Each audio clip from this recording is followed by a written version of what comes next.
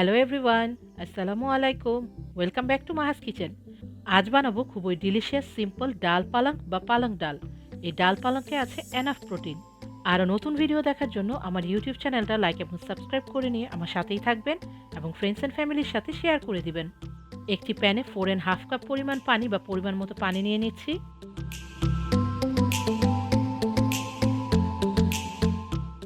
Add করে দিচ্ছি 1.5 cup মসুরের ডাল বা রেড স্প্লিট ল্যান্টিল, যা ওয়াশ করে 30 to 40 মিনিটের মতো ভিজিয়ে রেখেছিলাম। তবে আপনারা পছন্দ মতো যে কোনো ডাল বা লেন্টিল এই রেসিপিতে ইউজ করতে পারবেন। আরও অ্যাড করে দিচ্ছি 1/4 টিস্পুন হালদি powder, 1/4 teaspoon chilli powder, half teaspoon salt এবং 2টা এলাচ। ডালটা মিক্স করে নিয়ে ফুললি কুক না হওয়া পর্যন্ত মিডিয়াম টু হাই হিটে একটা লিড দিয়ে কুক করে নিব। তবে মাঝে মাঝে নাড়াচাড়া করে দিব।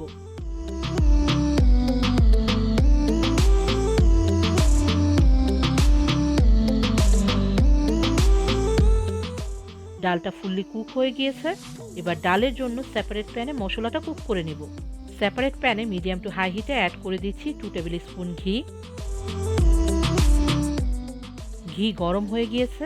এবার অ্যাড করে দিচ্ছি 1 টেবিল স্পুন আস্ত জিরা বা কিউমিন সিড, 3 ক্লোভস চপড রসুন এবং 1 ইঞ্চ পরিমাণ চপড করা আদা এবং 3টা হাফ করে কাটা কাঁচামরিচ। আপনারা কাঁচামরিচটা চপ করেও নিতে পারেন। সব কিছু মিক্স করে নিয়ে 1 মিনিটের মতো হালকা কুক করে নিব, যাতে আদা রসুনের কাঁচা গন্ধ না থাকে। এবার অ্যাড করে দিচ্ছি একটা বড় চপড করা পেঁয়াজ। পেঁয়াজটা সফট না হওয়া পর্যন্ত কুক করে নিব।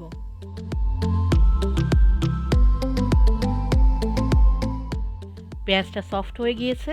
এবার অ্যাড করে দিচ্ছি half teaspoon chilli powder, half teaspoon হালদি পাউডার, হাফ টিস্পুন ধনিয়া পাউডার, ফ্লেভারের জন্য হাফ টিস্পুন রোস্টেড জিরা পাউডার এবং এক্সট্রা কালারের জন্য অ্যাড করে দিচ্ছি half teaspoon Kashmiri chilli powder.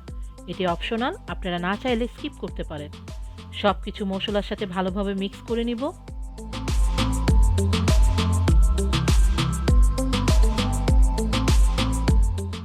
Add করে দিচ্ছি একটা চপ টমেটো। টমেটোটা মশলার সাথে মিক্স করে নিয়ে আরও 1 to 2 মিনিটসের মতো কুক করে নিব। এবার কুক করা ডালটা হালকা মিক্স করে নিয়ে মশলার সাথে অ্যাড করে দিচ্ছি এবং দিয়ে দিচ্ছি স্বাদ মতো সল্ট। তবে মনে রাখতে হবে আমরা ডাল বয়েল করার সময় সল্ট অ্যাড করেছিলাম এবং পরে পালং শাক বা স্পিনাচ অ্যাড করব। ভেজিটেবল হিসেবে এতেও আছে হিন্ট অফ সল্ট। ডালটা মিক্স করে নিব এবং 2 to 3 মিনিটসের মতো কুক করে নিব।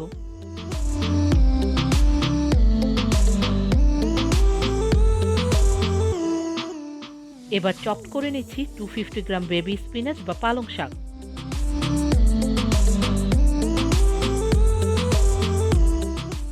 ডালটা মশলার সাথে মিক্স হয়ে গিয়েছে। অ্যাড করে দিচ্ছি 250 গ্রাম বা 3 কাপ পরিমাণ চপড স্পিনাচ বা পালং শাক।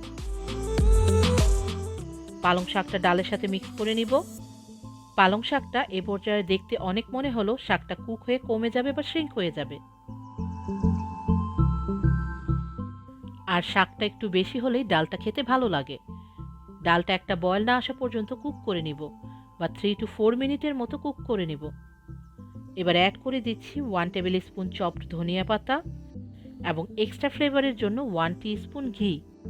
সব কিছু ভালো মতো মিক্স করে নিব।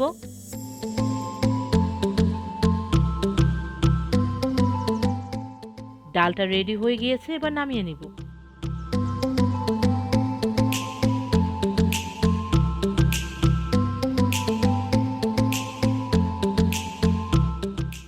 পালং ডাল বা ডাল পালং পরিবেশন করে দিয়েছি। উপরে কিছু চপ ধনিয়া পাতা অ্যাড করে দিচ্ছি। আপনারা স্টিম রাইস, রুটি, পরোটার সাথে বা স্যুপ হিসেবে এনজয় করতে পারেন। আশা করি ভালো লেগেছে। ভালো থাকবেন সবাই। আল্লাহ হাফেজ। Thanks for watching my video. আশা করি আপনাদের ভালো লেগেছে।